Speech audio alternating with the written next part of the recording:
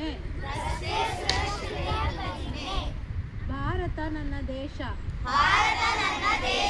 ಎಲ್ಲ ಭಾರತೀಯರು ನನ್ನ ಸಹೋದರ ಸಹೋದರಿಯರು.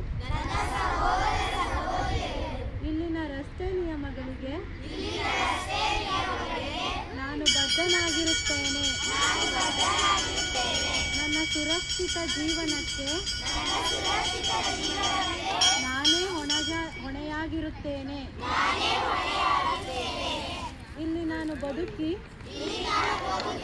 ಸಕಲ ಜೀವರಾಶಿಗಳನ್ನು ಬದುಕಲು ಬಿಡುತ್ತೇನೆ. ಇಲ್ಲಿನ ಸುರಕ್ಷತಾ ನಿಯಮಗಳನ್ನು ಚಾಚೂ ತಪ್ಪದೆ ಪಾಲಿಸಿ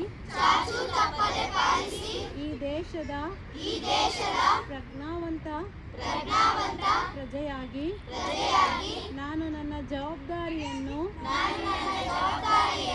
ನಿರ್ವಹಿಸುತ್ತೇನೆ ಎಂದು